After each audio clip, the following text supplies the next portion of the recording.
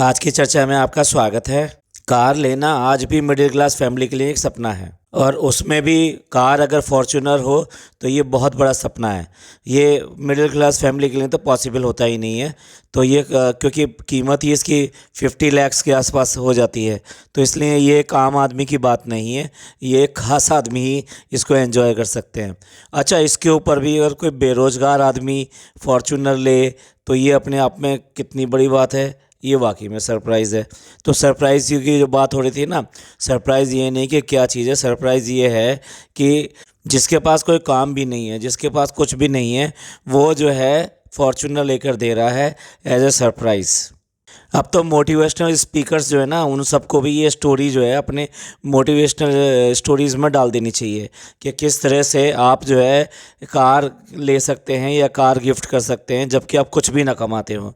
तो वो चिल्ला चिल्ला के कूद कूद के स्टेज के ऊपर ये सब बताएंगे कि किस तरह से आप जो है ये काम कर सकते हैं। हो सकता है ये वाली स्टडी जो है ना, ये स्टडी जो है मैनेजमेंट की जो बुक्स वगैरह हैं उनमें भी बताई जाए और पढ़ाई जाए एज ए केस स्टडी। हमें तो ये लगता है कि अगर ज़्यादा बात फैल गई तो पता नहीं ऑक्सफोर्ड वाले और ये सब लोग ना आ जाएं ये देखने के लिए कि भाई ये हुआ तो हुआ कैसे, कैसे संभव हुआ। हमारे यहाँ तो ऐसा होता नहीं है। हमारे यहाँ तो अगर बेरोज़गार होती है तो उसको सरकार भत्ता देती है और उससे वो अपना खर्चा चला पाता है। पर ये तो हिंदुस्तान है, इस हिंदुस्तान में तो सब कुछ हो सकता है। तो उसमें से एक काम ये भी हो गया, एक मिराकल ये भी हो गया। और सारे व्यूअर्स भी बहुत ज़्यादा लकी हैं कि उनको ये सब जो है अपने सामने देखने को मिल रहा है कि कैसे करके ये किया जा सकता है।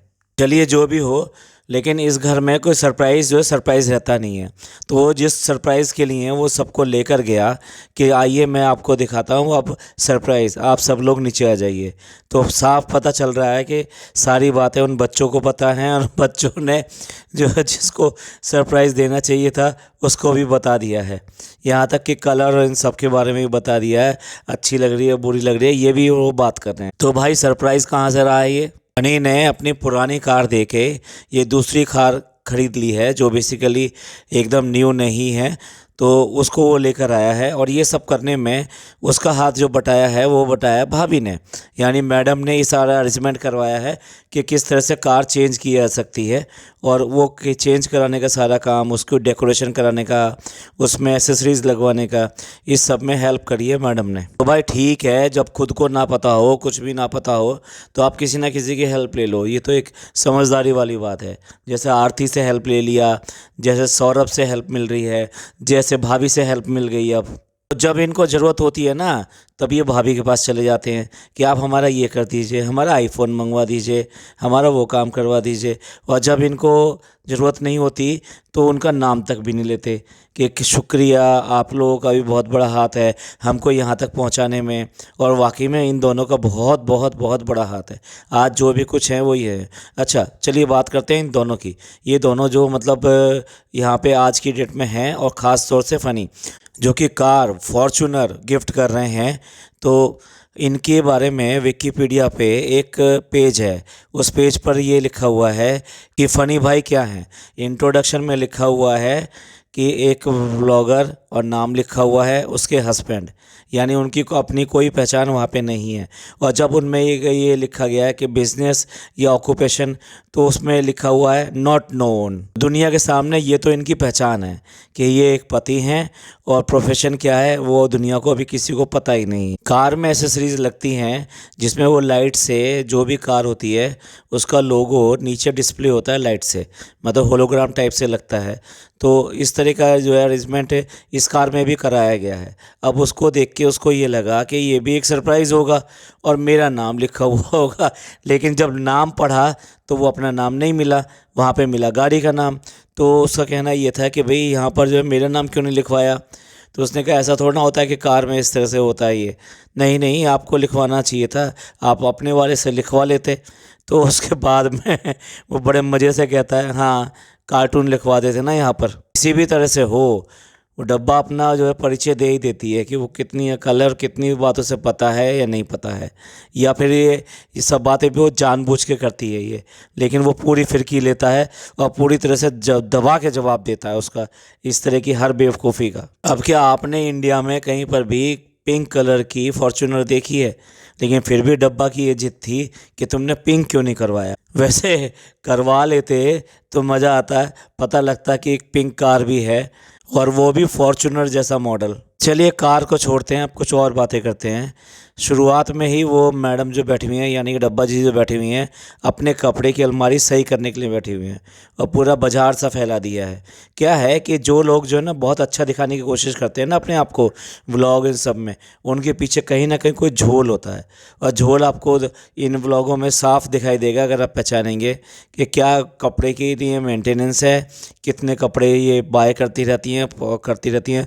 और फिर देखिए, जब इनका वो व्लॉग आया था जिसमें कि इन्होंने बर्थडे के लिए अपने कपड़े सिलवाने की बात थी, तो पूरा जंबो बैग भर कर कपड़े सिलने के लिए दिए। अब बताइए कितने कपड़े आप पहन लोगे, इतने कपड़े आप लेकर आते हैं, इतने आपको गिफ्ट आते हैं, परचेज़ भी करते हैं, घर में भी गिफ्ट मिलते हैं।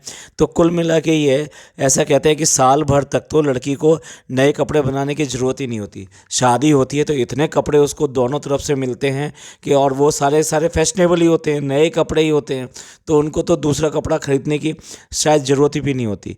लेकिन ये तो भैया चाहे कुछ भी हो जाए, इन्हें तो शॉपिंग और कपड़े सूट उसकी तो बीमारी है, लत है। वो कैसे भी होने को इनको तो वो परचेज़ करना ही करना है। तो अब पुरानी बातें याद करते हैं कि पहले जो है ना ये अलमारियाँ जो है ना ये अम्मी लगाया करती थीं, और अभी भी समर्थन करती हैं कि हाँ पहले जो ये लगाते थे और ये जो है तुमको फ़ोटो खींच खींच के शादी से पहले सऊदी अरब भेजती थी। अब कहाँ गया ये जो आप बात कर रहे थे कि भाई हमें पता नहीं था और अभी पता लगा और ये सब चल रहा था, क्या चल रहा था। लेकिन इस घर में सबको पता है, सब चीज़ें पता हैं, और सब कुछ सॉर्ट आउट होने के बाद में ये सामने लाया गया था, ये तो सबको पता है। और उससे पहले क्या क्या बात हुई वो भी सबको पता है। तो इसलिए ही ये सब जो है दूसरे तरीके से, मतलब ठीक है भी अब आउट करना है, अब आउट कर देते हैं, अब ये बात जो है सबको बता देते हैं। और आज की डेट में जो फ़नी है तो वो तो सबको पीछे छोड़ते हैं। मतलब अगर वो ब्लॉगिंग स्टार्ट कर दें, पूरी तरह से अपनी ही ब्लॉगिंग स्टार्ट कर दें, तो ऐसा लगेगा कि अगर किसी को भी बोलने नहीं देंगे, खुद ही बोलते चले जाएंगे। इतना बोलते हैं आज की डेट में, ये भी मैंने कर दिया, ऐसे कर दिया, वैसे कर दिया। गाड़ी के लिए बात हुई, उसके बाद में गिफ्ट दिए गए, सबने गिफ्ट दिए, आके डब्बा को सूट दिए, ये सब दिए। बच्चे जो एक हैम्पर बना के लेकर आए, एक मिस्ट्री बॉक्स उन्होंने नाम दे दिया, पर वो तो बेसिकली उसके लिए गिफ्ट ही लेकर आए थे। और उस बॉक्स के अंदर क्या गिफ्ट है ये भी सबको पता था। वो बात दूसरी है कि सब खोल के और सब करके ब्लॉग को शूट करने के लिए वो दिखा देते हैं। अब उसमें बहुत सारी वो खाने पीने की चीज़ें लेकर आए, बच्चे लड़ रहे हैं, बच्चे तो ऐसे ही करते हैं। भाई आपको तो पहले ही कह देना चाहिए था, आप इतना बड़ा हैम्पर लेकर आए मेरे लिए, ये सब चीज़ें मैं उतनी ज़्यादा अब नहीं खाती हूँ, या ये चीज़ खाती हूँ ये मैं ले लेती हूँ, एक काम करो ये आप ले लो। और वो बच्चे दोनों आपस में लड़ रहे हैं, उसका टाइटल भी डाल दिया कि इन दोनों में हुई लड़ाई। अरे लड़ाई क्या है, तो बस बहन भाई जो है रोज़ करते ही रहते हैं, चाहे छोटे हों या बड़े हों, अक्सर बहन भाई ये काम करते ही रहते हैं। चलिए अब आगे की तो मोधा एक्सप्रेस जो है ना फिर दोबारा से मुंबई से मोधा की तरफ चल पड़ी है, और अब तो वहाँ पहुँच भी गए हैं ये लोग। तो ये पॉडकास्ट आपको अच्छा लगा हो तो प्लीज़ लाइक कीजिए, सब्सक्राइब कीजिए और शेयर कीजिए, और खुश रहिए, अपने लोगों का ख्याल रखिए। अल्लाह हाफिज़।